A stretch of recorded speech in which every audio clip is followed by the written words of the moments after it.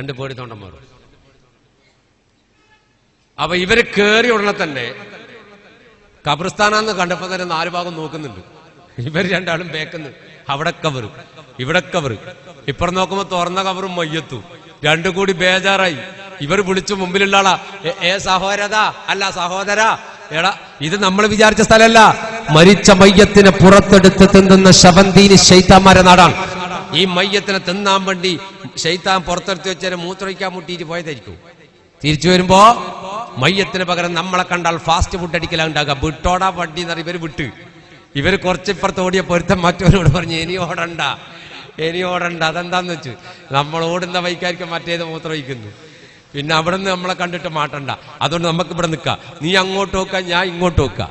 ശൈത്താൻ അങ്ങന്ന് വന്നാ നീ പറയണം, ഇങ്ങന്ന് വന്നാ ഞാൻ പറയും. അങ്ങന്ന് വന്നാ ഇങ്ങോട്ടോടാ, ഇങ്ങന്ന് വന്നാ അങ്ങോട്ടോടാ. 2 ആള് 2 ബൈക്കും നോക്കി നിന്ന്. എന്നാൽ ആരാണ് ഇവര്?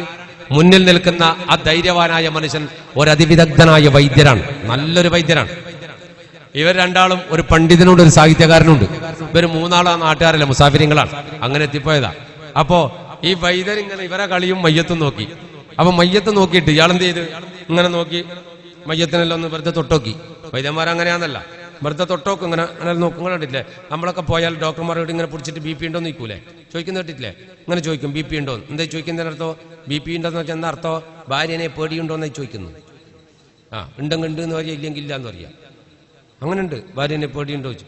പണ്ടൊരു ഉസ്താദ് വയത് പറയാൻ വന്നിട്ട് ജനങ്ങളോട് ചോദിച്ചല്ല, ഭാര്യയെ പേടിയുള്ളവരൊക്കെ നിൽക്കുന്നതാണ്. കുറേ ആൾ നിന്ന് കുറച്ചാളിരുന്നു. ഭാര്യയെ പേടിയില്ലാത്തവർ നിൽക്കുന്നതാണ്. അപ്പോൾ ഇവരെല്ലിരുന്ന് മറ്റോരെല്ലാം എണീച്ചു. കൂട്ടത്തിൽ ഒരാൾ ഇരിക്കുന്ന 2 എണീച്ചില്ല, ഒറ്റയെത്തിരുന്നു. അപ്പോൾ ഉസ്താദ് വെച്ച്, നിങ്ങളെന്താ എണീക്കാഞ്ഞേ? ഭാര്യനെ പേടിയുണ്ടോയെന്ന് വെച്ച കൂട്ടത്തിലില്ല, പേടിയില്ല എന്ന് പറഞ്ഞ കൂട്ടത്തിലില്ല, നിങ്ങളെന്താ എണീക്കാഞ്ഞേന്ന് വെച്ച്. അപ്പോൾ അയാൾ പറഞ്ഞു, എണീക്കണോ വേണ്ടയോ എന്ന് ഞാൻ എൻ്റെ ഭാര്യയോട് ചോദിച്ചിട്ടില്ല. പിന്നെ ഓൻ്റെ കഥ എന്തായിരിക്കും എന്ന് തിരിച്ചറിയണ്ട. അപ്പോ ആ കോലത്തിലാണ് ഈ കഥ. ഇയാള് വെറുതെ അങ്ങനെ പരിശോധിച്ച് നോക്കി. പരിശോധിച്ച് നോക്കിയപ്പോ ഇയാൾക്ക് തോന്നി ഇയാൾ ഇത് മരിച്ചിട്ടില്ലേ എന്നൊരു സംശയം. ഇയാൾ അവരോട് പറഞ്ഞടാ, മയ്യത്ത് മരിച്ചിട്ടില്ല എന്നാ തോന്നുന്നു പറഞ്ഞു. എന്റെ റബ്ബേ 2 കൂടി കെട്ടിപ്പിടിച്ച്. അപ്പൊ പണ്ഡിത പറഞ്ഞു, വിടടാ വിട്, ഇങ്ങനെ ഓടാൻ കഴിയില്ല, സയാമി സെരട്ടകൾ അവധി ഓടാൻ കഴിയില്ലല്ല, ഒറ്റക്കോടിന്റെ അന്ന് വിട്ടോറൽ. അപ്പൊ ഇയാൾ പറഞ്ഞു, എടാ ഞാനൊരു വിശേഷപ്പെട്ട മരുന്ന് ഈ മയ്യത്തിന് കൊടുക്കാൻ പോവാ, ചിലപ്പോൾ ഇത് എഴുന്നേൽക്കും. ഇവര് പറഞ്ഞു, വൈദ്യ ചിലപ്പോൾ മയ്യത്ത് എഴുന്നേറ്റാൽ ഉറപ്പ് നീ കടക്കും, വെറുതെ പണിക്ക് നിൽക്കണ്ട വിട്ടോർ. വൈദ്യരാവൊന്നും നോക്കിയില്ല. ഇയാൾ ഇവളുടെ കഫം പുടവൊക്കെ ആയിട്ട് മാറ്റിയിട്ട് ഇവളുടെ സന്ധികളിലൊക്കെ ആയിട്ട് പച്ചമരുന്ന് വരട്ടെ. അവസാനം ഇവളുടെ കവിള് തുറന്നു പിടിച്ചിട്ട് കുറച്ച് മരുന്ന് കവിളിൽ വായിൽ വെച്ചു കൊടുത്തു.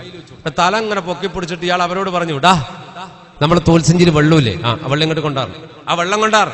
അപ്പൊ ഇവര് പറഞ്ഞു, പൊന്നാര വൈദ്യ, നമ്മള് വെള്ളം തന്നിട്ട് നിങ്ങളും മയ്യത്തും കുടിക്കൂല, നിങ്ങൾ വന്നിട്ട് എടുത്തിട്ട് പോയിക്കുവാറ്. അപ്പൊ ഇവര് വൈദ്യര് പറഞ്ഞു, എടാ എന്റെ കയ്യിൽ തല ഉണ്ട്. ഒരുത്തൻ പറഞ്ഞു, തല ആകാശത്തമ്മന്ന് ഇറങ്ങിയല്ല, ഭൂമിയിൽ നിന്ന് പൊക്കിയതല്ലേ, അവിടെ തന്നെ കടത്തിട്ട് ഇങ്ങ് വാർ. അപ്പൊ വൈദ്യം പറഞ്ഞു, ചങ്ങായി പറഞ്ഞു, ഞാനിടില്ലേ, നിങ്ങൾക്ക് എന്താ ഇത്ര പൊടി, ഇങ്ങോട്ട് വാർ. പണ്ഡിതൻ സാഹിത്യകാരനോട് പറഞ്ഞു, നീ പോയിക്കോ. നിങ്ങളോ? നീ മരിച്ചാൽ ഒരു യാസീനോദാ ഞാൻ വേണ്ടടാ. അപ്പൊ സാഹിത്യകാരൻ പറഞ്ഞു, നിങ്ങൾ പോയിക്കോ, ഞാൻ നോക്കിയിട്ട് 4 ഓതിക്കോളൂ പറഞ്ഞു. ഇവര് കുഴപ്പമായപ്പോ വൈദ്യർ പറഞ്ഞു, വെള്ളം കൊണ്ടുവരാറ്. സാഹിത്യകാരൻ പറഞ്ഞു, പണ്ഡിത പണ്ട ഞാൻ കൊണ്ട് കൊടുക്കാറ്. ഒറ്റ ഓട്ടം വെള്ളം കൊടുത്ത് ചിങ്കേ കൂടി. ഇയാൾ എന്ത് ചെയ്തറിയോ, ഈ വെള്ളം ഇവളെ വായിൽ കുറച്ചും കൂടി വെച്ച് തടവാൻ തുടങ്ങി. തടവിയപ്പോ ഇവള് വെള്ളം അങ്ങനെ ഇറക്കുന്നുണ്ട്. അപ്പൊ വൈദ്യര് ചിരിച്ചു. ചിരിച്ചപ്പോ ഇപ്പുറത്തെ 2 ആള് കൂടി പറഞ്ഞ്, വൈദ്യർക്ക് ശൈത്താക്കൂടീന്ന്. കാരണം ഇയാൾ ചിരിക്കാൻ തുടങ്ങിയിട്ടുണ്ട്. പെട്ടെന്ന് ഒരു 5 മിനിറ്റ് കഴിഞ്ഞപ്പോ ഇവള് മെല്ലെ മെല്ലെ എഴുന്നേറ്റിരുന്നു.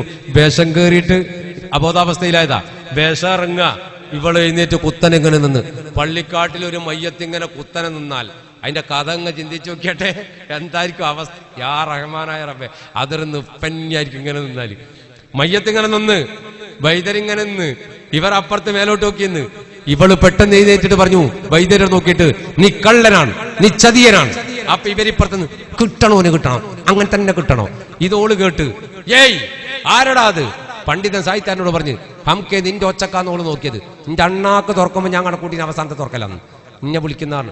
അവള് പറഞ്ഞു, ഇങ്ങോട്ട് വാടാ. പണ്ഡിതൻ പറഞ്ഞു, ഞങ്ങൾ നേരത്തെ പോയി. പിന്നെ ആയാ കാണുന്നു? അത് നീ നോക്കിയിട്ടല്ലേ കാണുന്നു. ഇങ്ങോട്ട് വാ, ഞാൻ അങ്ങ് വരണോ നിങ്ങൾ ഇങ്ങ് വരുന്നോന്ന് വെച്ചു. പണ്ഡിതൻ പറഞ്ഞു, ഇങ്ങ് വരണ്ട, നമ്മൾ അങ്ങ് വരാറ്. അപ്പൊ സാഹിത്യകാരൻ പറഞ്ഞ് പണ്ഡിതാ നമ്മ ഓടിക്കളയാന്ന്. പണ്ഡിതൻ പറഞ്ഞ് വിവരക്കേട് പറയരുത്, ശൈത്താന് നമ്മളെക്കാൾ സ്പീഡ് കൂടുതലാണ്, ഓവർടേക്ക് ചെയ്ത് പിടിക്കൂ, പിന്നെ ഓനാ രക്ഷപ്പെടുക, നമ്മൾ കൊടുക്കും, അതുകൊണ്ട് അനങ്ങാണ്ടെന്നോ. അവള് പറഞ്ഞു ഇങ്ങോട്ട് വാടാ. പണ്ഡിതനോട് സാഹിത്യകാരൻ പറഞ്ഞു നിങ്ങൾ മുന്നിൽ നിന്നോ, നീയോ ഞാൻ ബേക്കൽ ചിലപ്പോൾ ഉണ്ടാവുന്നതാണ്. അപ്പൊ സാഹിത്യകാരനോട് പണ്ഡിതൻ പറഞ്ഞു എന്നാ നീ മുന്നിൽ നിൽക്ക്, നിങ്ങളോ ഞാൻ ബേക്കൽ ഉറപ്പായിട്ടുണ്ടാവില്ല. അവസാനം രണ്ടാളും മുന്നിൽ നിൽക്കുന്നില്ല. ഇവള് പറഞ്ഞു ഇങ്ങോട്ട് പാടാം.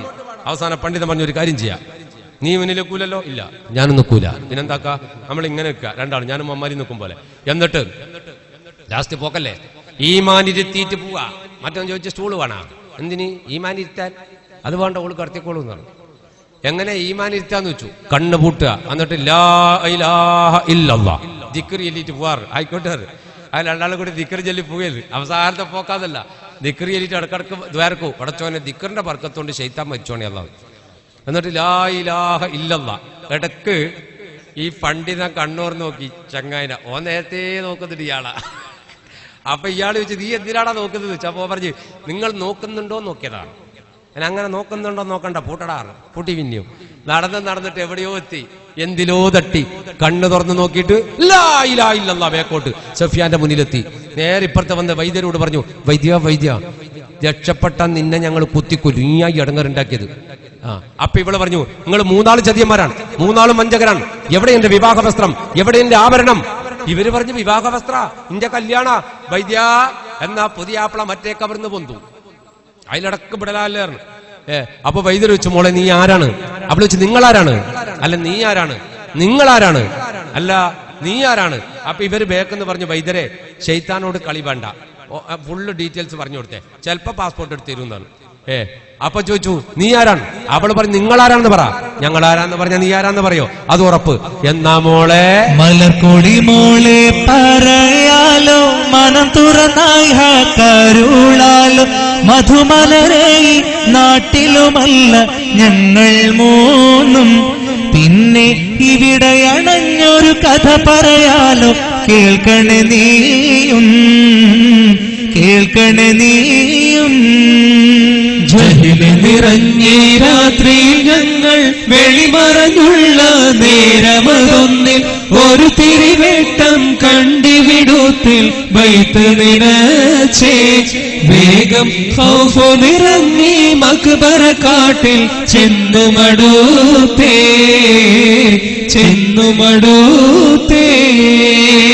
മലർക്കൊടി മോളെ പറയാലോ, മനം തുറന്നായ കരുളാലോ, മധുമലരെ നാട്ടിലുമല്ല ഞങ്ങൾ മൂന്നും, പിന്നെ ഇവിടെ അണഞ്ഞൊരു കഥ പറയാലോ, കേൾക്കണേ നീയും കേൾക്കണേ നീയും. അയാൾ പറഞ്ഞു ഞങ്ങൾ 3 പേര് നാട്ടുകാരല്ല മോളെ, ഞങ്ങൾ മുസാഫിരുകളാണ്. ഇതുവഴി ഇങ്ങനെ നടന്നു പോകുമ്പോൾ രാത്രി ഞങ്ങളുടെ കയ്യിലുള്ള വിളക്കണഞ്ഞു പോയി, ലൈറ്റ് കെട്ടുപോയി. ലൈറ്റ് ഇല്ലാതായപ്പോ ഇരുട്ടത്തെ ഇങ്ങനെ തപ്പി നടന്നുകൊണ്ടിരിക്കുമ്പോൾ ഇവിടെ ലൈറ്റ് കണ്ടു. അയാൾ പള്ളിയിൽ നിന്നുണ്ടെങ്കിൽ ലൈറ്റ്, ഇതൊരു വീട്ടിൽ നിന്ന് കത്തുന്ന ലൈറ്റ് ആകും എന്ന് കണക്കൂട്ടിയിട്ടാണ് ഞങ്ങൾ ഇവിടേക്ക് വന്നത്. ഇവിടെ വരുമ്പോൾ കണ്ടത് നിന്റെ തുറന്നു വെച്ച കബറും ഒരു മയ്യത്വമാണ്. ഇവര് പേടിച്ചിട്ടാണ് അങ്ങോട്ട് പോയത്. ഞാനൊരു വൈദ്യനായതുകൊണ്ട് മരിച്ചിട്ടില്ല എന്ന് തോന്നിയപ്പോ നിനക്കൊരു മരുന്ന് നൽകി നീ എഴുന്നേറ്റ് ഞങ്ങൾ 3 കള്ളന്മാര് ചതിയന്മാരെന്നൊക്കെ പറഞ്ഞു. ഇതാ സത്യം എന്ന് പറഞ്ഞു. ഇവിടെ വെച്ച് സത്യമാണോ? അപ്പൊ ഇവര് ബേക്കെന്ന് പറഞ്ഞു ഫുള്ളും സത്യം, ഉറപ്പിച്ചു സത്യം പറഞ്ഞു. എന്നാൽ നീ ആരാണ്? അവള് പറഞ്ഞു നിങ്ങൾ എന്നോട് പറഞ്ഞ സത്യാണെങ്കിൽ ഞാൻ ഈ രാജ്യം ഭരിക്കുന്ന ഭരണാധികാരി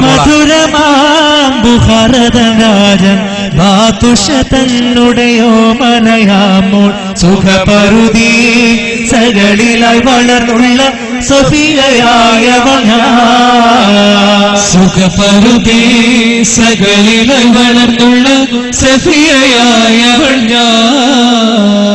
മഹിമകളിൽ കതിർകത്തി തെളിഞ്ഞു, മനസ്സുള്ളിൽ മുഹബത്തിൻ കടലുകൾ നുരഞ്ഞു, മധു തരുന്ന പ്രിയപ്പെട്ട ബാപ്പാന്റെ ആരംഭ പൂമകൾ ഞാൻ, മധു തരുന്ന പ്രിയപ്പെട്ട ബാപ്പാന്റെ ആരംഭ പൂമകൾ ഞാൻ ഈ രാജ്യം ഭരിക്കുന്ന ഭരണാധിപൻ മൻസൂർ അലി ഖാൻ ബാദുഷാ ചക്രവർത്തിയുടെ ഒരേ ഒരു മകളാണ്, പേര് സൊഫിയ എന്നാണ്. ഇന്ന് രാവിലെ എന്റെ കല്യാണമാണ്. കല്യാണ പന്തലിൽ ഒരു പാമ്പ് കടിച്ച നിനക്ക് ഓർമ്മയുണ്ട്? പിന്നൊന്നും ഓർമ്മയില്ലാർ. അത് പറഞ്ഞപ്പോ ഇവര് പറഞ്ഞു അങ്ങനെയാണെങ്കിൽ നീ മരിച്ചെന്ന് കരുതിയിട്ട് നിന്നെ കുഴിച്ചിട്ടുണ്ടാവും.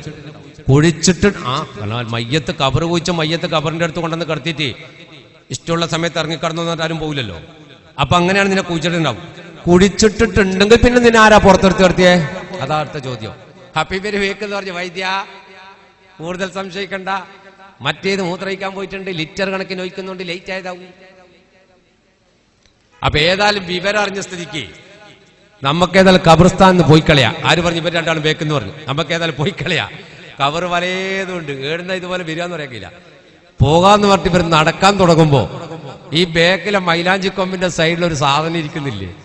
ഇയാളിതെല്ലാം കണ്ടിട്ട് പടച്ചോനെ അത്ഭുതം കണ്ട് ഇയാൾക്ക് ഇവരോട് സത്യം പറഞ്ഞേക്കാന്ന് കണക്കൂട്ടിയിട്ട് ഈ പാവം ബേക്കെന്ന് ഇറങ്ങി. ബേക്കെന്ന് ഇറങ്ങിയിട്ട് ഇവരോട് പോയിട്ട് മെല്ലെ പറഞ്ഞു, അസ്സലാമു അലൈക്കും. പിന്നെ രണ്ടിനെ കാണുന്നില്ല. ഈ രണ്ടിനെ കാണുന്നില്ല. വൈദ്യൻ തിരിഞ്ഞു നോക്കുമ്പോ രണ്ടെണ്ണം ഇല്ല. ആ രണ്ട് എവിടെയാ പോയേ? അതിന്റെ സ്ഥാനത്ത് ഒരു ജഡ പിടിച്ച സാധനങ്ങൾ നിൽക്കുന്നു. ധൈര്യവാനായ വൈദ്യന്റെ ധൈര്യം മെല്ലെ മെല്ലെ ചോരാൻ തുടങ്ങി. വൈദ്യൻ ഇങ്ങനെ നോക്കിയിട്ട് പറഞ്ഞു, രണ്ടാളുണ്ടായിരുന്നു, ഷാപ്പിടുങ്കേ. അപ്പണ്ട് ഇത് രണ്ടും എവിടെയോ ഉള്ളറിയോ? ബേക്കുന്ന സലാം പറഞ്ഞ പേടിച്ച് തുള്ളിയതാ.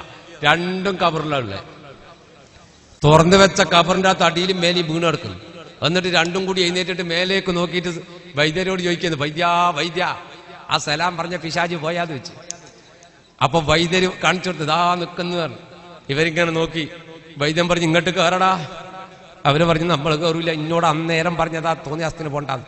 ഇപ്പൊ എന്തായി? നമ്മൾ പറഞ്ഞിട്ടില്ല കുറച്ച് ലേറ്റ് ആയിട്ട് വരൂ, സാധനം വരൂന്ന്. ഇപ്പൊ അതായില്ലേ? അപ്പൊ വൈദ്യൻ പറഞ്ഞു, ഒന്ന് കയറടാ. ഇവർ പറഞ്ഞു, നമ്മൾ കയറൂല. അവസാനം പണ്ഡിതൻ സാഹിത്യകാരനോട് പറഞ്ഞു, നീ കയറിക്കോളൂ, നിങ്ങളോ? എനക്ക് കണക്കാണ് ഈ കബർ, ഞാനിവിടെ കടന്നോളാറ്. എന്നാൽ മറ്റോൻ പറഞ്ഞു, ഞാൻ അടിയിൽ കടന്നോളാം, എന്റെ മേലെ ഈ കടന്നാൽ മതിയായിരുന്നു.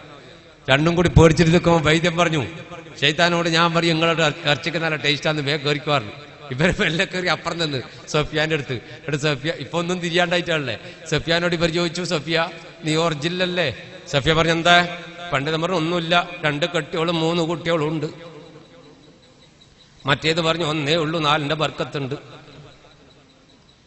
എന്നിട്ട് അപ്പുറത്തേക്ക് നോക്കിയിട്ട് വൈദ്യരോട് ഇവർ ചോദിച്ചു, വൈദ്യ ചോദിക്ക് അതെന്നാ സാധനം എന്ന് ചോദിക്കും. വൈദ്യൻ ചോദിച്ചു, നിങ്ങളാരാണ്? ഫക്കീർ പറഞ്ഞു, ഞാൻ ആരാണെന്ന് ഇവള് പറയും. സഫിയ പറയും. സഫിയാരോട് ഇവർ ചോദിച്ചു, സഫിയ ഇതാരാ? സഫിയക്ക് അറിയില്ലല്ലോ. സഫിയ പറഞ്ഞു, എനിക്കറിയില്ല, ഞാൻ കണ്ടിട്ടില്ല.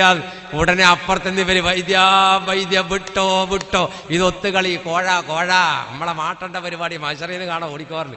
ഓടിയേക്കും തോന്നിയപ്പോ ഈ ഫക്കീർ പറഞ്ഞു, നിങ്ങൾ ഓടണ്ട, ഞാൻ എന്റെ കാര്യം പറഞ്ഞുതരാ. കഥ തന്നിൽ ഉരുകും മനസ്സിൽ ഒരു തെന്നൽ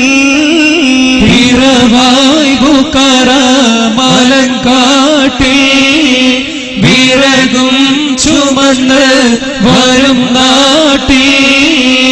അനവധി ഫക്കീറിലെ ഒരുവനും ഇവനെ അഹദോന്റെ വിധി പോലെ നടന്നൊരടിയനെ അകത്തൊരു മുഹബത്തിൽ കിളി വന്നതുടനെ ഒരു നാൾ വിറകും ചുമന്ന് ഞാൻ നടക്കും സമയം ഇവളും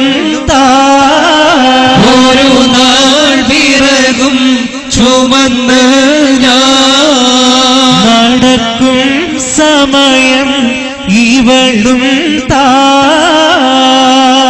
അതെ, അന്ന് ബന്ധിന്റെ ഇവളെ കുളിക്കാൻ പോകുമ്പോ 1 സെക്കൻഡ് കണ്ടത് മുതൽ ഈ കബർ മാന്തിയിട്ട് ഇവളെ ഞാൻ പുറത്തെടുത്ത് വെച്ച് നിങ്ങൾ വന്നപ്പോൾ ഒളിച്ചതാണെന്നുള്ള മുഴുവൻ കഥയും എല്ലാ കഥയും ഇയാൾ പറഞ്ഞപ്പോഴാണ് സഫിയാക്ക് പോലും അറിയുന്നത് എന്റെ നിക്കാഹിന്റെ പിന്നിൽ ഇങ്ങനെ വലിയൊരു കഥ നടന്നിട്ടുണ്ട്. കുറച്ചു കഴിഞ്ഞപ്പോ ഇവർ ബേക്കെന്ന് പറഞ്ഞു, അല്ല നമ്മൾ വിവരമല്ല അറിഞ്ഞ സ്ഥിതിക്ക് പോക്കാന്നല്ലേ, സംഗതി കബർസ്ഥാനാണെന്ന് പറഞ്ഞു.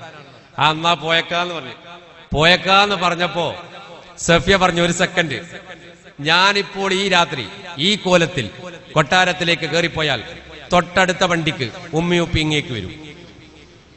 ഞാൻ ഉറപ്പല്ലേ, മരിച്ചു കുഴിച്ചിട്ട് ആള് പുരക്കേക്ക് രാത്രി കയറിപ്പോയാൽ പുരക്കിലെ ആളെ അവസ്ഥ ചിന്തിച്ചു നോക്കിയത്. അതുകൊണ്ട് ബൽക്കാർ രാജ്യത്തെ സംബന്ധിച്ചിടത്തോളം, മാതാപിതാക്കളെ സംബന്ധിച്ചിടത്തോളം, നാട്ടുകാരെ സംബന്ധിച്ചിടത്തോളം സഫിയ മരിച്ചു, ആ അധ്യായം അടഞ്ഞു. അങ്ങനെ സഫിയ ഇല്ല, സഫിയ മരിച്ച്. സഫിയ ജീവിക്കുന്നുവെങ്കിൽ ഇനി എന്റെ ഭർത്താവിന്റെ കൂടെ, അയാൾ എവിടെയാണോ അവിടെ. ഇവര് വെച്ച്, നിങ്ങൾ എവിടെയാ ഫക്കീറെ? ഞാൻ കാട്ടിലെ വള്ളിക്കുടിൽ ജീവിക്കാണ്, കൊട്ടാരത്തിന്റെ ഒരു സൗകര്യം അവിടെ ഇല്ല, ഒരു ചെറ്റപ്പൊരയാന്ന് പറഞ്ഞു. അപ്പൊ സഫിയ പറഞ്ഞു, കബറിനേക്കാൾ സൗകര്യം ഇല്ലേ, അത് മതി എന്ന് പറഞ്ഞു. എന്നാ പോവാന്ന് പറഞ്ഞു. ഈ കഥയും നോട്ട് ചെയ്ത് മറ്റവർ 3 പേരും വിളക്കിന് തിരികൊളുത്ത് അവർ പോയി. ഖബർ പഴയ പോലെ ശരിയാക്കി വിളക്കെടുത്ത് പള്ളിയിൽ കൊണ്ടുവച്ച് സുബഹിയാകുന്നതിന്റെ മുമ്പ് ഭാര്യയുടെ കൈപിടിച്ച് മലങ്കാട് കയറി ഫക്കീർ കാട്ടിലെ വള്ളിക്കുടിലേക്ക്. അതോടെ സഫിയ വള്ളിക്കുടിലിന്റെ രാജകുമാരിയായി. സഫിയ തന്റെ ഭർത്താവിന്റെ ഇഷ്ടത്തിനനുസരിച്ച് ജീവിച്ചു കാട്ടിലെ വള്ളിക്കുടിലിനകത്ത്. 5 കൊല്ലം കഴിഞ്ഞപ്പോ സഫിയ കാട്ടിൽ പ്രസവിച്ചു ഒരാൺകുട്ടിയെ. പ്രസവിച്ചിട്ട് 7ാമത്തെ ദിവസം ഒരു തുണിക്കകത്ത് പൊതിഞ്ഞെടുത്തിട്ട് ബൽഖയുടെ മലങ്കാട് ഇറങ്ങിയിട്ട് വിശുദ്ധ മക്കയുടെ മണൽക്കാട് താണ്ടി ആ ഫക്കീർ കഅബാലയത്തിൽ വന്നു. കഅബാലയത്തിലെ കില്ല പിടിച്ചുകൊണ്ട് ആ മനുഷ്യൻ പറഞ്ഞു, അല്ലാഹുവേ, നിന്റെ വിശുദ്ധമായ കഅബ കാണുമ്പോ എന്റെ കൽബിലേക്ക് ഓർമ്മ വരുന്ന ഒരു മനോഹരമായ പേരുണ്ട്. ആ പേര് തന്നെയാണ് പടച്ചോനെ ഞാൻ എന്റെ കുട്ടിക്കിടാൻ തീരുമാനിച്ചത്. ആ പേര് ഇങ്ങനെയാണ്, ഇബ്രാഹിം എന്ന്. കാരണം കഅബ പടുത്തുയർത്തപ്പെട്ട ഖലീലുല്ലാഹി ഇബ്രാഹിം നബി അലൈഹി സ്വലാത്തു വസ്സലാമിന്റെ പേരാണ് സ്വന്തം കുഞ്ഞിന് കഅബാലയത്തിൽ വെച്ചിട്ട് ആ ഫക്കീർ ഇട്ട് കൊടുത്തത്. എന്നിട്ട് കഅബത്തിന്റെ കില്ല വലത് കൈ കൊണ്ട് പിടിച്ച് ഇടക്കൈയിലുള്ള മകനെ കഅബയോട് ചേർത്ത് വെച്ചുകൊണ്ട് അയാൾ മനസ്സൊരുക്കി ഒരു പ്രാർത്ഥന നടത്തി. ആ പ്രാർത്ഥനയാണ് ഇബ്രാഹിമിന്റെ ഭാവി ജീവിതം കുറിച്ചത്. ഇതാ ഞാനും ഉറയുന്നു റഹീമായോനേ, ആഖിറം വിജയത്തിലാക്കണേ കരീമായോനേ, ആധികൾ സകലവും ഒഴിവാക്കി തരേണം കോനേ, ആരംഭക്കനി മകൻ ഇബ്രാഹിമിവനെ കാലത്തിലറിയിക്കും ഒരുവനാക്കിടണേ, ആദിയും അന്ത്യവുമില്ലാത്തൊരു കോനെ, ലോകം അടക്കിയും ഭരിക്കുന്ന പതിമായോനേ, നേരം ഇതാ ഞാനും ഉറയുന്നു റഹീമായോനേ, ആഖിറം വിജയത്തിലാക്കണേ കരീമായോനേ, ആദികൾ സകലതും ഒഴിവാക്കി തരേണേ കോനേ. പടച്ചോനെ, നിന്റെ ഖലീലിന്റെ പേരിട്ട കുട്ടിയാണ് എന്റെ കയ്യിൽ. എന്റെ മോനെ ഭാവി ജനതക്ക് അറിയപ്പെടുന്ന ഉദാത്തമായ മാതൃകയുള്ള ഒരു നല്ല മനുഷ്യനാക്കി മാറ്റണേ എന്ന് പ്രസവിച്ചിട്ട് 7ാമത്തെ ദിവസം കഅബയുടെ കില്ലയോട് ചേർത്ത് പിടിച്ചുകൊണ്ട് ഒരു ബാപ്പ നടത്തിയ പ്രാർത്ഥനയുടെ പരിണിത ഫലമാണ് ഇബ്രാഹിം എന്ന ബൽഖയിലെ ആ കുഞ്ഞിന്റെ ഭാവി ജീവിതത്തെ നിർണയിക്കപ്പെട്ടത് എന്ന് ചരിത്രം സാക്ഷിയായി. ആ കുഞ്ഞിനെ തിരിച്ചു കൊണ്ടുവന്ന് തന്റെ പ്രിയപ്പെട്ട ഭാര്യയുടെ കൈകളിൽ ലഭിച്ചു. വീണ്ടും നീണ്ട 5 കൊല്ലം. 5 കൊല്ലം എന്ന് പറഞ്ഞാൽ ഇബ്രാഹിമിന് 5 വയസ്സ്. ഇബ്രാഹിമിന് 5 വയസ്സ്. സഫിയ മരിച്ചുവെന്ന് നാട്ടുകാർ വിശ്വസിക്കാൻ തുടങ്ങിയിട്ട് 10 കൊല്ലം. 10 കൊല്ലമായപ്പോ സഫിയ രാജകുമാരിയെ തന്റെ പ്രിയപ്പെട്ട മകൻ ഓത്തു പഠിപ്പിക്കാനുള്ള ഒരു ആഗ്രഹം ഉണ്ടായി. ഭർത്താവോട് പറഞ്ഞു, കുട്ടിക്ക് ഓത്തു പഠിപ്പിക്കണ്ടേ? വേണം. ഇന്നത്തെ പോലെ മദ്രസ സംവിധാനങ്ങൾ ഇല്ലാത്ത കാലമായതുകൊണ്ട് തന്നെ ആ കുട്ടിയെ നാട്ടിലെ ഒരു ചെറിയ ഓത്തുപള്ളിക്കകത്ത് ഓത്തു പഠിപ്പിക്കുന്ന ഉസ്താദിന്റെ മുന്നിൽ കൊണ്ടുപോയി വിട്ടു. രാവിലെ വിറകിന്റെ കെട്ടുമായി വരുമ്പോൾ ഈ കുഞ്ഞിനെ ഉസ്താദിനെ ഏൽപ്പിക്കും. വൈകുന്നേരം ഭക്ഷണവുമായിട്ട് തിരിച്ചു പോകുമ്പോ കുഞ്ഞിനെ കൂട്ടിക്കാട്ടിലേക്ക് പോകും. ഇതാണ് പതിവ്. സഫിയ മരിച്ചിട്ട് 10 കൊല്ലമായിട്ടും ടെൻഷൻ മാറാത്തൊരവസ്ഥയിലാണ് രാജകൊട്ടാരം. ഒരേ ഒരു മകളാണ്, നിക്കാഹിന്റെ വേദിയിലാണ് പാമ്പ് കടിയേറ്റ് മരിച്ചത്. ആ ഒരു ടെൻഷനിലാണ് രാജാവ്. രാജാവിനേക്കുള്ള പ്രശ്നം രാജ്ഞിക്കാൻ ഭാര്യ, രാജാവിന്റെ കെട്ടിയോള്, സഫിയാന്റെ ഉമ്മ. ആ പെണ്ണുങ്ങൾ ഇടക്കിടക്ക് ഓണാവും, ഇടക്കിടക്ക് ഓഫാവും. ഓഫായി തന്നെ ജനറേറ്ററിൽ കരട് കുടിക്കാൻ പോലത്തെ കഥയാണ്. ഓണായാൽ പോയിക്കോളൂ, ഇല്ലെങ്കിൽ ഓഫായി പോളൂ, അങ്ങനത്തെ ഒരു കഥ. ആകെ ടെൻഷനായി രാജാവിന്. അപ്പൊ രാജാവ് ചിന്തിച്ചു, കാട്ടിലൊരു നായാട്ടിന് പോയാൽ വേട്ടമൃഗങ്ങളുമായി സല്ലപിക്കുമ്പോ ഒരാശ്വാസം കിട്ടും. അതുകൊണ്ട് അങ്ങനെ പോകാൻ തീരുമാനിച്ചു. തന്റെ പ്രിയപ്പെട്ട കുറച്ച് കൂട്ടുകാരുമായിട്ട് മൻസൂർ അലി ഖാൻ ബാദുഷാ ചക്രവർത്തി കാട്ടിലേക്ക് പുറപ്പെട്ടു നായാട്ടിന്, വേട്ടമൃഗത്തെ പിടിക്കാൻ. പക്ഷെ ഇയാൾ പോകുന്നത് ഈ കുഞ്ഞ് ഇബ്രാഹിം ഓത്ത് പഠിക്കുന്ന പള്ളിയുടെ സൈഡിലൂടെയാണ്. അതുവഴി കുതിര ഓടിച്ചു പോകുമ്പോഴാണ് അതിന്റെ അകത്ത് നിന്ന് മനോഹരമായ ഒരു ഖിറാഅത്ത് പുറത്തേക്ക് വരുന്നത്.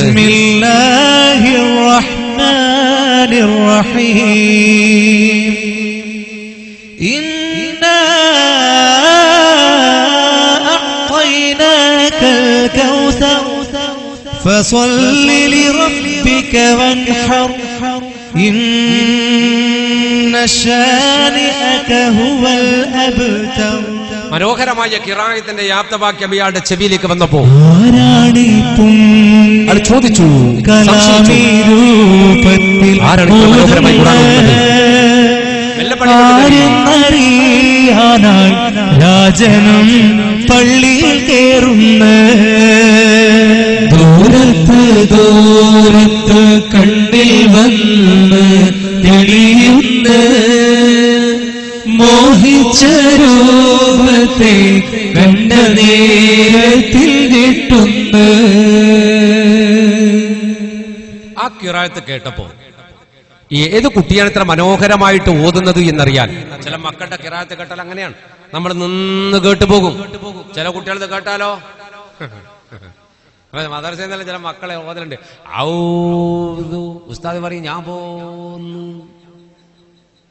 ശമ്പളം കിട്ടിയിരുന്നില്ല പോക്കന്നെയാണ്. ഈ കുട്ടിന്റെ ഖിറാഅത്ത് കേട്ടപ്പോ രാജാവ് പള്ളിയിലോട്ട് കയറി.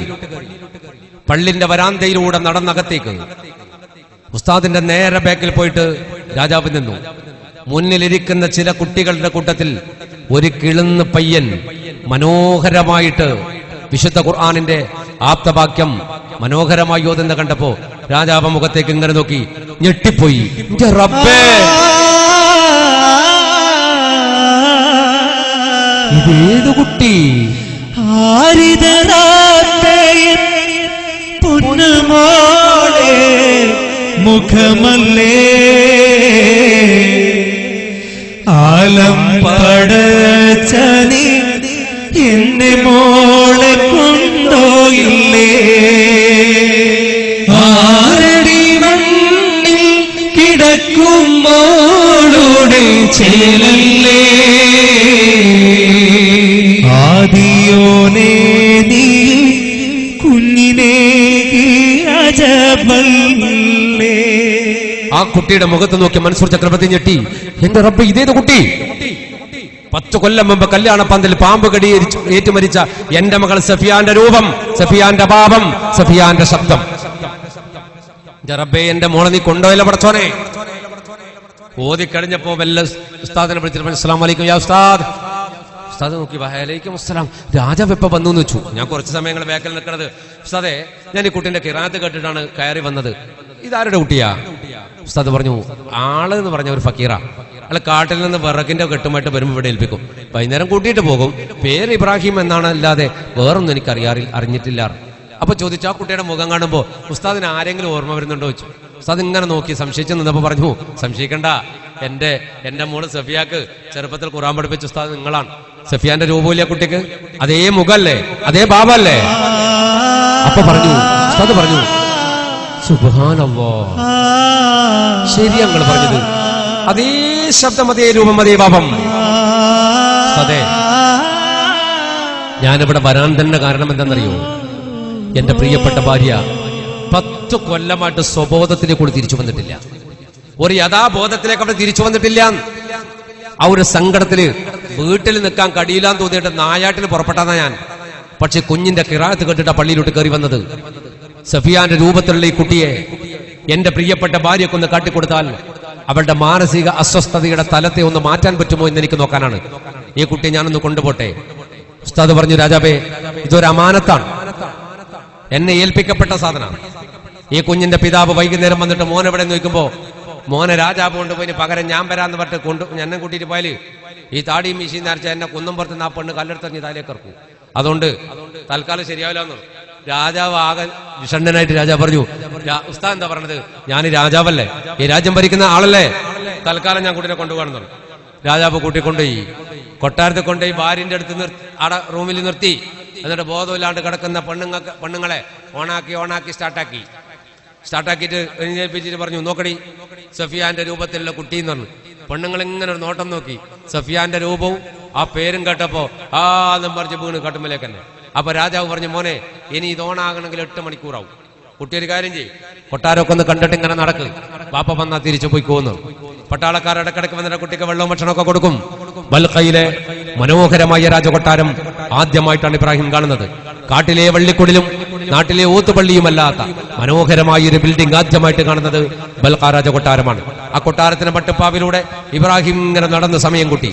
വൈകുന്നേരമാകാൻ പോവാൻ തന്റെ കുഞ്ഞിനെ തേടി ഫക്കീറായ മനുഷ്യൻ പള്ളിയിൽ വന്നു. സാധാരണ തന്നെ കാത്തിരിക്കുന്ന പള്ളിയുടെ സ്റ്റെപ്പിന്റെ മേലെ മകനെ കണ്ടില്ല. അയാൾ 4 ഭാഗം നടന്നു നോക്കി, കാണുന്നില്ല എന്ന് കണ്ട പകത്തേക്ക് വിളിച്ചു, ഉസ്താദേ, അസ്സലാമു അലൈക്കും. ഉസ്താദ് പുറത്തേക്ക് ഇറങ്ങി, വഅലൈക്കും അസ്സലാം. എന്റെ മോൻ ഇബ്രാഹിം എവിടെ? ഉസ്താദ് പറഞ്ഞു, ഫക്കീറിനോട് ക്ഷമിക്കണം, രാജാവ് ഇതുവഴി വന്നു, അയാളുടെ മകളുടെ രൂപം അല്ലാഹു നിങ്ങളുടെ കുട്ടിക്ക് നൽകിയിട്ടുണ്ടെന്ന് പറഞ്ഞിട്ട് ആ കുഞ്ഞിനെ കൊട്ടാരത്തിലേക്ക് കൊണ്ടുപോയി എന്ന് പറഞ്ഞു. നിങ്ങൾ എന്ത് പണിയാ കാട്ടിയത് ഉസ്താദേ? എന്റെ കുട്ടിനെ അങ്ങനെ വിട്ടുകൊടുക്കാൻ പാടുണ്ടോ? ആ കുട്ടി എനിക്ക് നഷ്ടപ്പെട്ടു പോകുന്നുള്ള പേടിയില്ല ഞാനുള്ളതെന്ന് പറഞ്ഞു. അപ്പൊ ഉസ്താദ് പറഞ്ഞു, നിങ്ങൾ ബേജാറാവണ്ട, നിങ്ങൾ ഇവിടെ ഇരിക്ക്, ഞാൻ പോയിട്ട് കുട്ടിനെ കൂട്ടിക്കൊണ്ടുവരട്ടെ. ഉസ്താദിനോട് ഇയാൾ പറഞ്ഞു, വേണ്ട, ഞാൻ പോകാം, കിട്ടിയിട്ടില്ലെങ്കിൽ നിങ്ങളെ വിവരം അറിയിക്കാം, അപ്പൊ നിങ്ങളും വരിക, അടിച്ച് ഫത്തയാക്കിയിട്ട് നമുക്ക് കൊണ്ടുപോകാറുണ്ട്, എന്നാ നോക്കാറ്, ഞങ്ങൾ പോയിട്ട് പറഞ്ഞു. അങ്ങനെ മൂപ്പര് പോയി. മഗ്‌രിബാകാൻ പോകുന്നത് കുറച്ച് കഴിഞ്ഞാൽ മഗ്‌രിബാവും. ആ സമയത്താ. അപ്പൊ ഗേറ്റിന്റെ അടുത്ത് ഗേറ്റ് കീപ്പർമാർ തടുത്തു. ഏയ്, അകത്തോട്ട് കിടക്കാൻ പാടില്ലാറ്. ഫക്കീർ പറഞ്ഞു, കടക്കൂഞ്ചി ഞാൻ പുട്ടിക്കൂഞ്ചി എന്റെ മോനെ മാറിക്കുവാറ്. അപ്പൊ ഒരുത്തൻ മറ്റവനോട് പറഞ്ഞു, അയാളെ ഭാവം കണ്ടാൽ മിക്കവാറും കിട്ടുന്ന പോലെ അത് മാറിക്കടാറ്. ഇവർ മാറി. ഫക്കീർ കൊട്ടാരത്തിന്റെ മുറ്റത്ത് കയറി 4 ഭാഗം നോക്കിയിട്ട് വിളിച്ചു, ഇബ്രാഹിം, മോനെ ഇബ്രാഹിം. പിതാവിന്റെ 15 സ്വരം കേട്ടപ്പോ കൊട്ടാരത്തിന്റെ മട്ടുപ്പാവിൽ ആർഭാടങ്ങൾക്കിടയിലൂടെ നടന്നു കാണുന്ന ഇബ്രാഹിം ഇറങ്ങി ഓടി താഴേക്ക്. 2 കയ്യും നീട്ടിയിട്ട് ഒരു 5 വയസ്സുള്ള മോൻ മുറ്റത്തൂടെ ബാപ്പാന്റെ അടുക്കലേക്ക് കൂടാണ്. ബാപ്പാന്ന് വിളിച്ചിട്ട് മോനെ എന്ന് പറഞ്ഞിട്ട് ബാപ്പ മകനിലേക്കും ചേർന്നിങ്ങനെ വരാൻ. പെട്ടെന്ന് ദൂരെ നിന്ന് നിൽക്കോ. അപ്പോഴേക്ക് ഇബ്രാഹിം ഉപ്പാന്റെ അടുക്കൽ എത്തിയിരുന്നു. ബാപ്പ മകനെ ചേർത്ത് പിടിച്ചിട്ട് തിരിഞ്ഞു നോക്കി. 2 പേരും നോക്കുമ്പോ സാക്ഷാൽ മൻസൂർ ചക്രവർത്തി നടന്നു വരുന്നു. അയാൾ പറഞ്ഞു, ഫക്കീറെ, എന്നോട് ക്ഷമിക്കണം, നിങ്ങളോട് ചോദിക്കാതെയാണ് ഞാൻ ആ കുട്ടിയെ കൊണ്ടുവന്ന് നിങ്ങളുടെ കുട്ടിയെ കൊണ്ടുവന്നത്. തെറ്റാണെന്ന് എനിക്കറിയാം, പക്ഷെ എന്നെ കുറിച്ച് നിങ്ങൾക്ക് അറിയില്ല, അതുകൊണ്ടാണ്. എന്റെ പ്രയാസം എന്താണെന്നും അറിയില്ല, അതുകൊണ്ടാണ്. നിങ്ങൾ കേട്ടിട്ടുണ്ടോന്നും എനിക്കറിയില്ല. 10 കൊല്ലം മുമ്പ് കല്യാണപ്പന്തലിൽ എന്റെ പ്രിയപ്പെട്ട പെണ്ണ് സഫിയ പാമ്പ് കടിച്ചു മരിച്ചുപോയി. ആ പെണ്ണിന്റെ അതേ രൂപം, അതേ ഭാവം, അതേ ശബ്ദം അള്ളാഹു നിങ്ങളുടെ കുട്ടിക്ക് കൊടുത്തിട്ടുണ്ട്. അതുകൊണ്ട് തൽക്കാലം എന്റെ ഭാര്യയുടെ ടെൻഷൻ മാറ്റാൻ വേണ്ടി ഞാൻ കൊണ്ടുവന്നതാണ്. അപ്പൊ ഫക്കീർ പറഞ്ഞു, സാറില്ല, ഞാൻ പോവാണെന്ന് പറഞ്ഞു. രാജാവ് ഓടി മുന്നേ കയറിയിട്ട് പറഞ്ഞു, ഒരു റിക്വസ്റ്റ് ഉണ്ട്. എന്താ? നിങ്ങളുടെ മോനെ രാജകുമാരനെ പോലെ ഞാൻ നോക്കിക്കൊള്ളാം.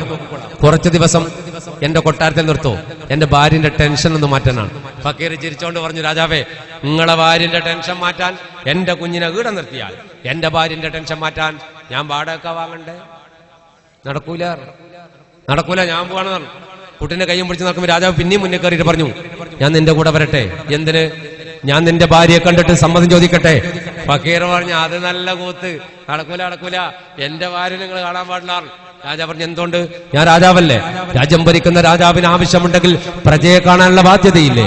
അതുകൊണ്ട് എന്റെ രാജ്യത്ത് ജീവിക്കുന്ന പ്രജ എന്ന കാര്യത്തിൽ എനിക്ക് നിന്റെ ഭാര്യയെ കാണാലോ. അപ്പൊ ഞാനൊന്ന് ചോദിക്കാം, അവളോട് സമ്മതം ചോദിക്കാം. അപ്പൊ പറഞ്ഞു, വേണ്ട രാജാവേ, എന്റെ പെണ്ണിനെ നിങ്ങൾ കാണാൻ പാടില്ല, എന്റെ പെണ്ണിനെ കാണാൻ പാടില്ല. അതും പറഞ്ഞ് മുന്നോട്ട് നടക്കാൻ രാജാവ് പിന്നെയോടി. നിക്ക് ഫക്കീറെ, ഞാനൊന്ന് വന്നിട്ട് നിന്റെ പെണ്ണെ കണ്ടാൽ എന്താ സംഭവിക്കുക? അപ്പൊ പറഞ്ഞു, അത് നടക്കൂല രാജാവേ. രാജാവിന് പിരാന്തായി. രാജാവ്, നീ എന്താ ഫക്കീറ പറഞ്ഞത്? ഞാനൊരു രാജ്യം ഭരിക്കുന്ന ഭരണാധിപനല്ലേ, എന്റെ രാജ്യത്ത് ജീവിക്കുന്ന കേവലം ഒരു അടിമയല്ലേ, നീ പ്രജയല്ലേ? അപ്പൊ നീ എന്താ ഞാൻ പറഞ്ഞ അനുസരിക്കാത്തത്? നിന്റെ ഭാര്യയെ കണ്ടാല് എന്താ എനിക്ക് പ്രശ്നം ഉണ്ടാകേണ്ടത്? ഞാൻ കാണും. അപ്പൊ പറഞ്ഞു, കാണാനോ? കാണുകയല്ല, എന്റെ ഭാര്യയുടെ പേര് കേട്ടാൽ നിങ്ങൾ ഞെട്ടും. രാജാ പറഞ്ഞു, ഞെട്ടും? ഞെട്ടാനോ? 10 കൊല്ലം മുമ്പ് എന്റെ പെൺകുട്ടി കല്യാണ പന്തൽ പാമ്പ് കടിച്ച് മരിച്ചിട്ട് ഈ ബൽഖയുടെ ഭരണാധിപൻ ഞെട്ടിയിട്ടില്ല. എന്നിട്ട് ഇന്റെ ഓളെ പേര് കേട്ടാ ഞെട്ടാൻ? എന്താ നിന്റെ ഭാര്യയുടെ പേര്? അപ്പൊ പറഞ്ഞു, എന്റെ ഭാര്യയുടെ പേര് സഫിയ. സഫിയ എന്ന് മാത്രമല്ല, രാജ്യം ഭരിക്കുന്ന മൻസൂർ ചക്രവർത്തി എന്ന നിങ്ങളുടെ ഒരേ ഒരു മകൾ ബീബി സഫിയ. രാജാവ് ഞെട്ടി. അയാൾ പറഞ്ഞു, ഈ ഫക്കീറെ, നീ പറഞ്ഞത് 10 കൊല്ലം മുമ്പ് മരിച്ചിട്ട് മറവ് ചെയ്യപ്പെട്ട എന്റെ പെൺകുട്ടിയെ കുറിച്ചാണ്. ഇനി എന്റെ മകളെ കുറിച്ച് തോന്നിയാസം പറഞ്ഞാൽ നിന്റെ കഴുത്ത് ഞാൻ വെട്ടിക്കളയും. ഈ കുഞ്ഞിന്റെ ബാപ്പയാണെന്ന് ഞാൻ നോക്കൂല. അപ്പൊ പറഞ്ഞു, ഇല്ല മഹാരാജ, നിങ്ങളുടെ മകൾ സഫിയാണ് എന്റെ ഭാര്യ എന്ന് പറഞ്ഞാൽ നിങ്ങൾക്ക് കൈ പൊങ്ങൂല. ആ കൈയോട് നിങ്ങൾക്ക് എന്നെ വെട്ടാൻ പറ്റൂല. രാജാവ് വാൾ വലിച്ചൂരിയെടുത്തു. നീ അറിയുമോ, എന്റെ 2 കൈ കണ്ടോ? ഈ 2 കൈ കൊണ്ടാണ് ഞാൻ എന്റെ പെണ്ണിന്റെ നെഞ്ചിന്റെ കൂട്ടിലേക്ക് മിൻഹാ ഖലഖനാകുമെന്ന് പറഞ്ഞിട്ട് 3 പ്രാവശ്യം മണ്ണ് വാരിയിട്ടത്. ആ 2 കൈ എന്റെ പാർശ്വഭാഗത്ത് തൂങ്ങി നിൽക്കുന്ന കാലഘട്ടത്തോളം ഞാൻ എന്റെ പെൺകുട്ടി മരിച്ചെന്ന് വിശ്വസിക്കണം, മരിച്ചില്ല എന്ന് വിശ്വസിക്കണോ? അപ്പൊ പറഞ്ഞു, രാജാവേ, നിങ്ങൾ പറഞ്ഞ പോലെ നിങ്ങളുടെ മകൾ സഫിയാനെ കുഴിമാടത്തിനകത്ത് കടത്തിയിട്ട് നിങ്ങൾ വിളിച്ചു പറഞ്ഞ പോലെ 3 അല്ല 3 ലക്ഷം പ്രാവശ്യം മിൻഹാ ഖലഖനാകും വിളിച്ചു പറഞ്ഞാലും അള്ളാഹു അജല് കണക്കാക്കുന്നവരെ മാനവ ഒരു ജീവിയും മരിക്കൂല, എല്ലാവരും ജീവിച്ചിരിക്കും. പടച്ചോൻ കണക്കാക്കുന്ന സെക്കൻഡ് വരെ. നിങ്ങൾ സഫിയ മരിച്ചിട്ടില്ല. നിങ്ങൾ ആ പാവം പെൺകുട്ടിയെ കബറടക്കത് മരിക്കാത്ത മയ്യത്തായിട്ടാണ്. അവളെ കൊണ്ടുപോയി കബറടക്കത് അന്നിന്റെ പാതിരാത്രിയിൽ അള്ളാഹു എന്നോട് തോന്നിപ്പിച്ചതുപോലെ ഞാൻ അവളുടെ കുഴിമാടം മാതി മയ്യത്തെടുത്ത് പുറത്തു വെച്ചു.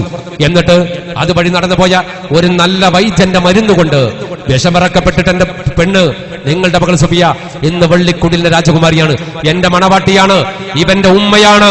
ഓർമ്മയുണ്ട് നിങ്ങൾക്ക് മുഖം? പഴയകാല ഫക്കീറാണ് ഞാൻ.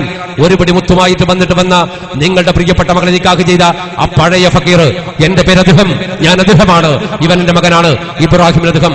ഇത് കേൾക്കേണ്ടതും രാജാവ് വാരിയെടുത്ത് ഇബ്രാഹിമിനെ ഓടി കൊട്ടാരത്തിന്റെ അകത്തേക്ക്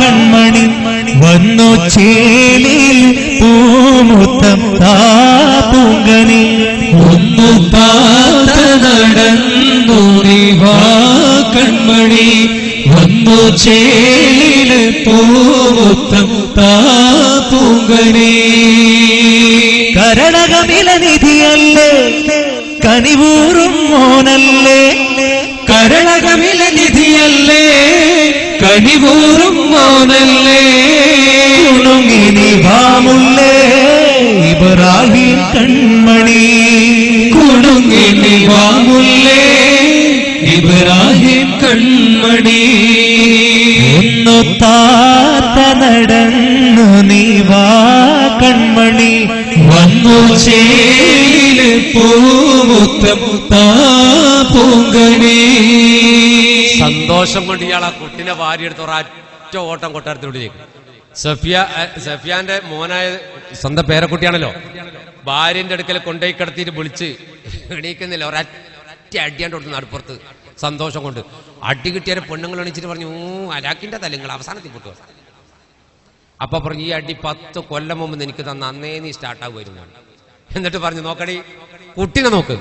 പെണ്ണുങ്ങൾ പറഞ്ഞു ഇത് രാവിലെ കൊണ്ടുവന്ന കുട്ടിയല്ലേ. ആ രാവിലെ കൊണ്ടുവന്ന കുട്ടിയാണ്, പക്ഷേ ഇത് നമ്മുടെ കുട്ടിയാണ്. പെണ്ണുങ്ങൾ പറഞ്ഞു നമ്മളെ കുട്ടിയാ. അപ്പൊ ഞാൻ ബോധമില്ലാണ്ട് കിടന്നേരം നിങ്ങ വേറെ മംഗലം കഴിച്ചാ. മൂപ്പര് പറഞ്ഞു തോന്നിയാസം പറയണ്ട, ഇത് നമ്മളെ സഫിയാന്റെ കുട്ടിയാണ്. ആ എനക്ക് ബോധക്കേടേ ഉണ്ടായിട്ടില്ല, പിരാന്ത് ഉണ്ടായിട്ടില്ല. നിങ്ങക്ക് പിരാന്താണ്.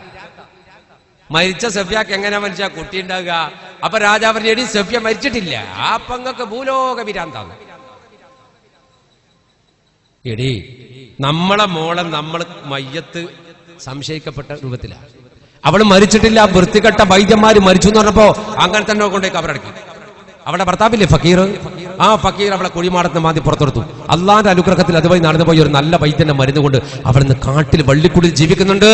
പറയേണ്ട താമസം പെണ്ണുങ്ങൾ എഴുന്നേറ്റ് ഒരറ്റോട്ടോ എനക്ക് എന്റെ മോളെ കാണണോ എന്ന് പറഞ്ഞിട്ട് രാജാ പറഞ്ഞു നീ നല്ല കുപ്പായിട്ട് ചോടുന്നുണ്ട്. അപ്പൊ പറഞ്ഞു മരിച്ച പെണ്ണ് ജീവിച്ചിരിക്കും, എന്തിനാ മരിച്ച കുപ്പായോ എന്ന് വെച്ചിട്ട് ഓടി.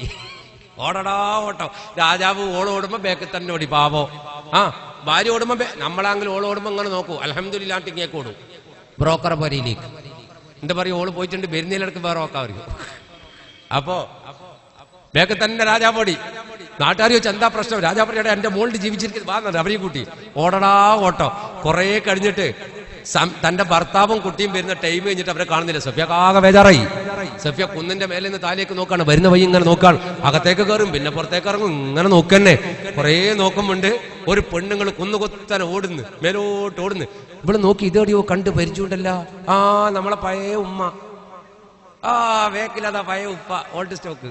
അല്ലാ വാപ്പള കുഞ്ഞ് മൊത്തം കൊളാക്കി. പെണ്ണുങ്ങൾ ഓടിക്കുന്നേറി. ആര്? ഉമ്മ. നിങ്ങൾ കണ്ടിട്ടില്ലല്ല, ഞാനും കണ്ടിട്ടില്ല. ഇത് ചരിത്രം. ഓടിക്കേറിയിട്ട് അന്തം വിട്ട് നിൽക്കുന്ന സഫിയാനെ കെട്ടിപ്പിടിച്ചിട്ട് പറഞ്ഞു പൊന്നാര മോളെ നിനക്കിന്ന് സുഖം തന്നെയോ മുത്താരെ ക്ഷമ തന്ന് അടുക്കില്ലയോ മൊത്തം ഞാൻ തരാം മോളെ നിനക്കിന്തേരം മുന്തിയ മാതാവിൽ മോളൂര തന്നേരം മാറിയിടു നിങ്ങൾ ഈ സമയത്തിൽ മാരനെടുക്കും ഈ സവിധത്തിൽ മാഞ്ഞു മറഞ്ഞില്ലേ ചിത്തത്തിൽ മാരനെടുക്കും ഈ സമയത്തിൽ മാരനെടുക്കും ഈ സവിധത്തിൽ മാഞ്ഞു മറഞ്ഞില്ലേ ചിത്തത്തിൽ മാരനും മോനും തിന്നാൻ കൊടുത്തിടണം മാണിക്ക് കല്ലാടവരടുത്തു വേണം മുത്തല്ലേ നിനക്കിന്ന് സുഖം തന്നെയോ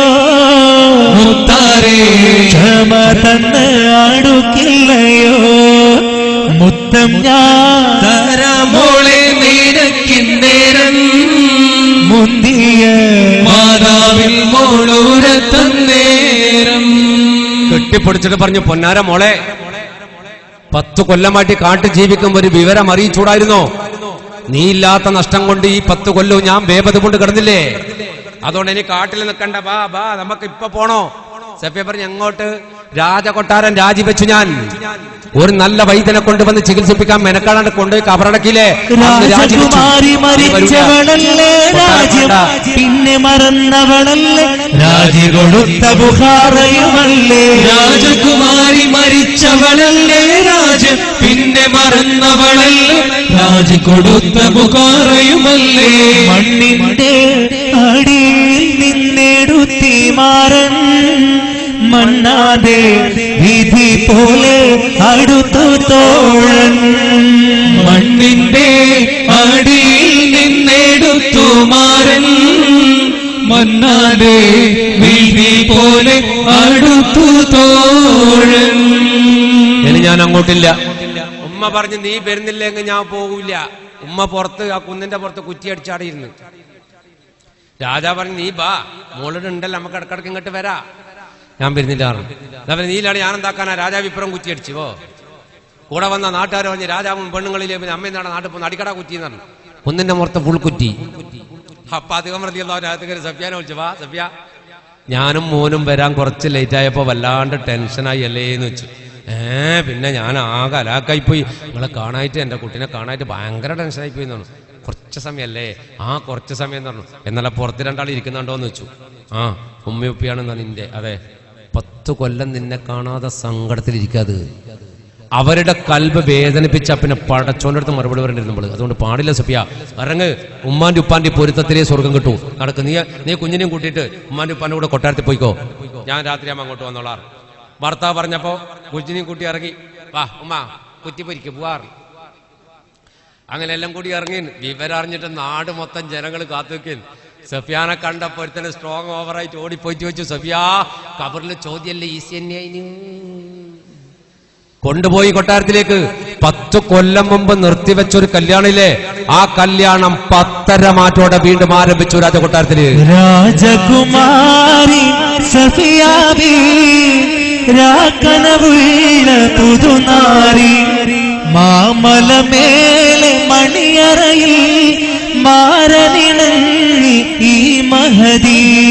രാജകുമാരി സഫിയാബി രാക്കനവുള്ള പുതുനാരി മാമലമേലെ മണിയറയിൽ മാരനിണങ്ങി മഹദി. ഇന്നാണ് കല്യാണ നാൾ, ഇന്നാണ് കല്യാണ നാൾ, ഇന്നാണ് കല്യാണ നാൾ. പെണ്ണേ നീ കാതോർത്ത നാൾ. 10 കൊല്ലം മുമ്പ് പകുതി വഴിക്ക് വെച്ച് നിർത്തിയ കല്യാണം 10.5 മാറ്റോടെ വീണ്ടും തുടങ്ങി. നാട്ടുകാർ ടോർച്ചടിച്ചു കൊടുക്കാൻ തുടങ്ങി. ടോർച്ചടിച്ച് ഇങ്ങനെ നോക്കുന്നത്, പാമ്പുണ്ടോ പാമ്പുണ്ടോ, പാമ്പുണ്ടെങ്കിൽ 10 കൊല്ലം നമുക്ക് ഇനിയും കിട്ടും ഒരു മംഗലം. ഇടക്കിടക്ക് ഈ കല്യാണം, ആഘോഷങ്ങളും ആർഭാടങ്ങളും കൊട്ടാരത്തിൽ. അദ്ദേഹം റളിയല്ലാഹുവിന്റെ കൊട്ടാരത്തിന്റെ പുറത്തൊരു പാറക്കല്ലിന്റെ മേലെ വന്നിങ്ങനെ ഇരുന്നു. ഇതൊക്കെ തീരട്ടെ എന്ന് കണക്കൂട്ടി. എല്ലാം തീർന്ന് എല്ലാവരും പോയി പാതിരാത്രിയുടെ അവസാന വേളയിൽ മൂപ്പരകത്തേക്ക് കയറി. രാജാവ് കൈപിടിച്ച് സ്വീകരിച്ചു. ഭക്ഷണം കൊടുക്കാൻ പറഞ്ഞ ഭക്ഷണം എനിക്ക് വേണ്ട, ആകെ കഴിച്ചിട്ട് വരാമെന്ന്. അങ്ങനെ 10 കൊല്ലം മുമ്പ് നിങ്ങൾക്കും എൻ്റെ മകൾക്കും വേണ്ടി ഉണ്ടാക്കി വെച്ചൊരു മണിയറയുണ്ട്, അന്ന് പൂട്ടിയതാണ്. ഇന്നതിൻ്റെ ഉദ്ഘാടനമാണ്. അങ്ങനെ പോയി മണിയറയുടെ ഉദ്ഘാടനം. അന്ന് കയറിയെങ്കിലും മാപ്പിളയും പൂട്ടറേ ഉണ്ടാവും. ഇന്ന് കയറാൻ കുട്ടി ഫ്രീ. അങ്ങനെയാണല്ലോ ഇപ്പം നമ്മൾ സാധനം വാങ്ങാൻ പോയാൽ തീപ്പെട്ടി വാങ്ങിയാൽ ഫ്രിഡ്ജ് ഫ്രീ കിട്ടുന്ന കാലം ഇപ്പോൾ. അപ്പോൾ കുട്ടീനെ അടക്കം കൂട്ടിയിട്ട് പോയി ബെഡ്റൂം തുറന്ന് അകത്തേക്ക് കയറി. പട്ടിന്റെ മെത്തയാണ്, പട്ടിന്റെ മെത്ത, രാജകൊട്ടാര. അതിന്റെ മേലെ ഇരിക്കും ഇങ്ങനെ പണ്ട് പെണ്ണുങ്ങൾ പറഞ്ഞില്ല അംസേ കുംസീൻ, ആ മോഡൽ. ഇരുന്നാ താഴും എണീച്ച പൊങ്ങും ഡിങ്കോല ഡിങ്കാഫി. ഇരുന്നോളി മക്കളെ കടന്നോളി മക്കളെ ഡിങ്കോല ഡിങ്കാഫി. അമ്മാതിരി ബെഡ്. അതിന്റെ മേലെ ഇരുന്ന ഉടനെ തന്നെ മൂപ്പർ ചാടി എഴുന്നേറ്റ് സഫിയാനെ പിടിച്ച് എഴുന്നേൽപ്പിച്ചിട്ട് പറഞ്ഞു, സഫിയ ഈ മനോഹരമായ മിനുമിനുത്ത പട്ടിന്റെ മെത്തയിൽ കിടന്നാല് തഹജ്ജുദ് പോകും, സുബഹി പോകും. അത് രണ്ടും പോയാ പിന്നെ സ്വർഗം പോകൂ. വള്ളിക്കുടിയിലെ മരക്കട്ടിലിൽ കേറിക്കിടന്ന നമുക്കെന്തിനാ പട്ടിന്റെ മെത്ത? ഇറങ്ങ് സഫിയ താഴെ, കിടക്ക് സഫിയ തറയിൽ. തുണി പിരിച്ച് സഫിയും ഭർത്താവും നിലത്ത് കിടന്നു. ഇബ്രാഹിം നബി റളിയല്ലാഹുവിനെ എന്ത് ചെയ്തു? ബെഡിൽ കിടത്തി. അന്ന് സുഖം പഠിച്ചു ഇബ്രാഹിം നബി റളിയല്ലാഹു. പിൽക്കാലഘട്ടത്തിൽ 18ഓളം വിശാലമായ രാജ്യത്തിന്റെ അധിപനും സുഖങ്ങളുടെ പറുദീസകളുടെ അധിപനുമായി മാറിയ ഇബ്രാഹിം നബി റളിയല്ലാഹു അൻഹു പിന്നീട് നന്നായത് 7ാമത്തെ ദിവസം കഅബാലയത്തിന്റെ കില്ല പിടിച്ച് ഉപ്പ നടത്തിയ ഒരു പ്രാർത്ഥനയാണ്. ആ പ്രാർത്ഥന കാരണമാണ് ഇബ്രാഹിം നബി റളിയല്ലാഹു അൻഹുവിന്റെ ഭാവി ജീവിതം അല്ലാഹു നന്നാക്കി മാറ്റിയത് എന്ന് ചരിത്രം പറയുന്നു. ആ ഇബ്രാഹിം നബി റളിയല്ലാഹു അവിടെ കടത്തി. പക്ഷെ കൊട്ടാരത്തിന്റെ ആർഭാടങ്ങൾ അള്ളാഹുവിന്റെ ഔലിയാക്കന്മാർക്ക് ഇഷ്ടപ്പെടില്ല. അദ്ദേഹം റളിയല്ലാഹു അൻഹു തന്റെ ഭാര്യയോട് പറഞ്ഞു, സഫിയ ഇതൊന്നും നടക്കൂലട്ടാ, ഞാൻ പോവാണെന്ന് പറഞ്ഞു. ചിലപ്പോഴൊക്കെ ഞാൻ വരും, ഞാൻ വന്നിട്ടില്ലെങ്കിൽ നീ എന്നോട് ക്ഷമിക്കണം, പോർക്കണം എന്ന് പറഞ്ഞു. സഫിയാക്ക് ഉറപ്പായി തന്റെ ഭർത്താവ് അള്ളാഹുവിന്റെ മാർഗത്തിൽ പോവാണ്, ആ മനുഷ്യന് വിഘ്നം സൃഷ്ടിക്കാൻ താൻ പാടില്ല, പോയിക്കോളൂ എന്ന് പറഞ്ഞു. എപ്പോഴൊക്കെ അവരൊക്കെ കയറി വരും. പിന്നെ ഒരിക്കൽ ഇറങ്ങിപ്പോകാൻ പറഞ്ഞു, സഫിയ ചിലപ്പോൾ ഞാൻ വന്നില്ലെങ്കിലോ, എന്നെ കാണാൻ താല്പര്യമുള്ള ഘട്ടത്തിൽ 2 സ്ഥലത്ത് നോക്കുക. ഒന്ന്, നാട്ടിൽ വിറക് വെക്കുന്ന കാട്ടിൽ നിന്ന് വരുന്ന ഫക്കീർമാരുടെ കൂട്ടത്തിൽ. കണ്ടില്ലെങ്കിൽ പഴയ വള്ളിക്കുടിൽ നോക്കുക, അവിടെയും കണ്ടില്ല, പിന്നെ നോക്കണ്ട, മശറിൽ ഇൻഷാ അല്ലാഹ് നമുക്ക് കാണാമെന്നോ. അങ്ങനെ ഇറങ്ങിപ്പോയതാ, പിന്നെ വന്നില്ല. കാലം ഒരുപാട് കഴിഞ്ഞു. മൻസൂർ അലി ഖാൻ ബാദുഷാ ചക്രവർത്തിയുടെ പ്രിയപ്പെട്ട പേരക്കുട്ടി ഇബ്രാഹിം നബി റളിയല്ലാഹു അൻഹുവിന് 27ാമത്തെ വയസ്സ്. 27ാമത്തെ വയസ്സ് ഇബ്രാഹിം നബി റളിയല്ലാഹു അൻഹുവിനായപ്പോൾ മൻസൂർ ചക്രവർത്തി വഫാത്തായി. അധികാരം സഫിയാക്ക് കിട്ടി. സഫിയ രാജ്ഞിയാണ്, രാജകുമാരിയായ സഫിയ. അധികാരം പെണ്ണായതുകൊണ്ട് അധികാരം തന്റെ പ്രിയപ്പെട്ട മകൻ ഇബ്രാഹിം അദ്ദേഹത്തിലേക്ക് കൈമാറി. ഇബ്രാഹിം നബി റളിയല്ലാഹു അൻഹു യുവരാജാവായി മാറി. രാജാവായിട്ട് ഇബ്രാഹിം നബി റളിയല്ലാഹു അൻഹു ഉമ്മാനോട് ചോദിച്ചു, ഉമ്മാ എനിക്ക് എന്റെ ബാപ്പാനൊന്ന് കാണണം, പൊരുത്തം കിട്ടിയിട്ടേ ഞാൻ ഈ സിംഹാസനത്തിൽ കയറൂന്നാണ്. അപ്പൊ പറഞ്ഞു, മോനെ ബാപ്പ പറഞ്ഞ 2 സ്ഥലത്ത് നോക്കുക, പിന്നെ കണ്ടില്ലെങ്കിൽ നോക്കണ്ടാറ്. ഒന്ന് ഫക്കീറന്മാരുടെ കൂട്ടത്തിൽ, ഇല്ലെങ്കിൽ വള്ളിക്കുടിലിൽ. സ്വന്തം പിതാവിന്റെ പൊരുത്തം വാങ്ങിയെടുക്കാൻ വേണ്ടി ബൽഖാ ഭരണാധിപനായ ഇബ്രാഹിം നബി റളിയല്ലാഹു അൻഹു ആദ്യം നടക്കാൻ തുടങ്ങി ഫക്കീറന്മാരുടെ തേടി. നാട്ടിൽ പരതി പുന്നാരമോനും കണ്ടില്ല തന്നോടെ ബാപ്പയെയും, കണ്ടെത്താൻ തന്നെ ഉറക്കുകയും.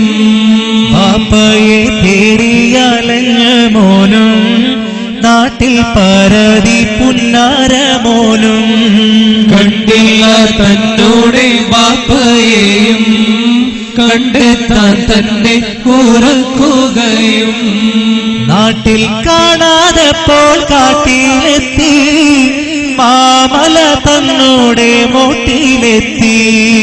നാട്ടിൽ കാണാതെപ്പോൾ കാട്ടിലെത്തി, മാമല തന്നോടെ മോട്ടിലെത്തി. കാടു തേളിക്കാൻ തൻ വാളെടുത്ത്, വള്ളിക്കോടിയിലെ കൊള്ളയടുത്ത്. കണ്ടില്ല തന്നോടെ ബാപ്പയെയും, കണ്ടെത്താൻ തന്നെ ഓർക്കുകയും. ഫക്കീറന്മാരോട് ചോദിച്ചപ്പോ പറഞ്ഞു, 6 മാസമായി മോനെ നിന്റെ ബാപ്പ അദ്ദേഹമിനെ ഞങ്ങൾ കണ്ടിട്ട് എന്ന്. പിന്നെ കാട്ടിലെ വള്ളിക്കുള്ളത്തെ ഞങ്ങൾ പരസ്പരം കാണാറില്ല, ഇബാദത്തൊക്കെ അങ്ങനെ കഴിഞ്ഞു കൂട്ടും. കാണുന്നത് ചിലപ്പോൾ വരം വെട്ടുമ്പോഴോ അല്ലെങ്കിൽ താഴെ വിറക് വെക്കുമ്പോഴോ ആണ്. 6 മാസമായി ഇപ്പൊ കണ്ടിട്ടേ ഇല്ല. പിന്നെ വള്ളിക്കുടിലേക്ക് യാത്ര. വള്ളിക്കുടിൽ എത്തുമ്പോ വള്ളിക്കുടിൽ പൊളിഞ്ഞു വീണിട്ട് കിടക്കാണ്. അതിനെ മട്ടലുകൾ വെട്ടിമാറ്റി അകത്തേക്ക് കയറുമ്പോ കാണുന്നത് ഒരു കാഴ്ച. തകർന്നൊരു വീടിൻ മട്ടൽ ആ കട്ടിലിന്റെ മേലെ നോക്കി അകത്തേക്ക് കാണും മട്ടിൽ. മാറ്റി തകർന്നൊരു വീടിൻ മട്ടൽ നോക്കി അകത്തേക്ക് കാണും മട്ടിൽ. കണ്ടു കദീമായ കട്ടിലായി നീണ്ടു കിടക്കുന്നവർ മൗത്തിലായി. ആ മട്ടലി വെട്ടിമാറ്റി അകത്തേക്ക് കടക്കുമ്പോ കാണുന്നത് 32 കൊല്ലം മുമ്പ് തന്റെ മാതാപിതാക്കൾ ഒന്നിച്ച് കിടന്ന പഴയ മരക്കട്ടിലിൽ നെഞ്ചത്ത് കൈ ചേർത്ത് വെച്ച് കിബിലയിലേക്ക് തിരിഞ്ഞു കിടക്കുന്ന തന്റെ പ്രിയപ്പെട്ട വാപ്പനെ. സലാം ചൊല്ലിയിട്ട് അകത്തേക്ക് കടന്നു. സലാം അടക്കാൻ അദ്ദേഹം റളിയല്ലാഹു അൻഹുവിന് റൂഹുണ്ടായിരുന്നില്ല. മരിച്ചു കിടക്കുന്ന മയ്യത്താണ്. കട്ടിൽ ചെതല് പിടിച്ചിട്ടുണ്ട്, പക്ഷെ അങ്ങനെ കിടക്കാണ്. ആ മനുഷ്യനെ മകൻ ഭാര്യയെടുക്കലോടെ കട്ടിൽ അമർന്നു വീണു. അള്ളാഹുവിന്റെ ഇഷ്ടദാസന്മാരുടെ ശരീരം നശിക്കില്ല. അതിന്റെ ഏറ്റവും വലിയ അനുഭവം അടുത്ത ദിവസം കണ്ടവരാണ് നമ്മൾ. അള്ളാഹു നമുക്കും അത്തരം അള്ളാഹുവിന്റെ ഹൈർ നൽകി അനുഗ്രഹിക്കുമാറാകട്ടെ. അപ്പോ ആ മനുഷ്യന്റെ ശരീരം ഭാര്യയെടുത്ത് കട്ടിൽ താഴെ വീണു. കൊണ്ടുപോയി വീട്ടിൽ കൊണ്ടുപോയി കൊട്ടാരത്തെ കൊണ്ടുപോയി. ഭർത്താവിന്റെ മയ്യത്ത് കാണാൻ സഫിയ വന്നു. അത് കണ്ടിട്ട് തിരികെ നടക്കുമ്പോ ഇബ്രാഹിം നബി റളിയല്ലാഹു അൻഹു പട്ടാളക്കാരെ വിളിച്ചിട്ട് പറഞ്ഞു, എന്റെ ബാപ്പാക്ക് ബൽക്ക പള്ളിക്കാട്ടിൽ ഒരു കബർ ഒഴിക്കണം. ഉടനെ മോനെ വിളിച്ചിട്ട് പറഞ്ഞു, വേണ്ട മോനെ, വേണ്ട, നിന്റെ ബാപ്പാക്ക് ഒരു പുതിയ കബർ വേണ്ട. ഉമ്മ എന്താണ് ഉദ്ദേശിക്കുന്നത്? നിന്റെ പിതാമകൻ മൻസൂർ ചക്രവർത്തിയെ കുറിച്ചൊരു കബറുണ്ട് അവിടെ. നിന്റെ ഉമ്മ ഒരു പകൽ കിടന്ന കബർ, ആ കബർ മതി നിന്റെ ബാപ്പാക്ക്. അന്ന് നിന്റെ ബാപ്പ കൈയോണ്ട് മാതിയിട്ട് കൈയോണ്ട് മണ്ണിട്ട കബറാണത്, അത് തന്നെ മതി. നീ അത് വൃത്തിയാക്കിയാൽ മതി. ബൽഖയുടെ യുവരാജാവായ ഇബ്രാഹിം നബി റളിയല്ലാഹു അൻഹു ബാപ്പാക്ക് ഖബർ കുഴിക്കാൻ വേണ്ടി പോയി. ഏതാണ് ഖബർ? 32 കൊല്ലങ്ങൾക്കപ്പുറത്ത് മൻസൂർ അലി ഖാൻ ബാദുഷാ ചക്രവർത്തിയുടെ കൽപ്പന പ്രകാരം പട്ടാളക്കാർ സഫിയ ബീവിക്ക് വേണ്ടി കുഴിച്ച ഖബർ. ആ ഖബറിന്റെ മണ്ണാണ് ഇബ്രാഹിം നബി റളിയല്ലാഹു അൻഹുവിന്റെ ബാപ്പ ഒരു രാത്രി മാന്തി തീർത്തത്. ആ ഖബർ വൃത്തിയാക്കി ബാപ്പാന്റെ മയ്യത്ത് കുളിപ്പിച്ച കഫൻ ധരിപ്പിച്ച മയ്യത്ത് കെട്ടിലെടുത്ത് വെച്ച ബൽഖ പള്ളിയിൽ മയ്യത്ത് നിസ്കരിച്ച് ബൽഖയുടെ പള്ളിക്കാട്ടിന്റെ തെക്കേ മൂലയിലെ ആ പഴയ ഖബറിൽ കൊണ്ടുവന്നിട്ട് ബാപ്പാന്റെ മയ്യത്ത് താഴേക്ക് കിടത്തി. ആ മയ്യത്തിന്റെ മേൽഭാഗത്ത് കല്ല് വെച്ചു, ദ്വാരങ്ങൾ അടച്ചു. കണ്ണുനീരോടെ നാട്ടുകാർ വിളിച്ചു പറഞ്ഞു, മിൻഹാ ഖലഖനാകും വഫിഹാ നുഈദുകും വമിൻഹാ നുഖ്രിജുകും താറതൻ ഉഖറാ. തയ്യാറായി നിന്റെ ഖബർ പള്ളിക്കാട്ടിൽ, സയ്യാറയോ കാറല്ല മയ്യത്ത് കട്ടിൽ, വിവരവും കാത്തിരിപ്പ 3 കഷ്ണം തുണി, വിധിയൊന്നു നീട്ടിവെക്കാൻ ഏത് കോടതി തണി, കഫൻ പുടവയ്ക്ക് ഈശ്വരിയ ഖബറിനുള്ളിൽ മേശയില്ല, മുൻകർണക്കീറ മാലാഖമാ കൈക്കൂലി നിൽക്കുകയില്ല.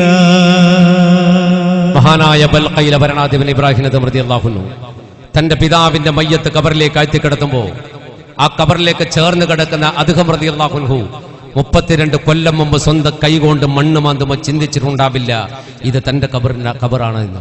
ആ ഖബറിലേക്കാണ് അല്ലാഹു മടക്കി വൈലേഹി തുർജഊൻ, അവിടേക്ക് തന്നെ മടക്കി, അതേ ഖബറിലേക്ക് മടക്കി.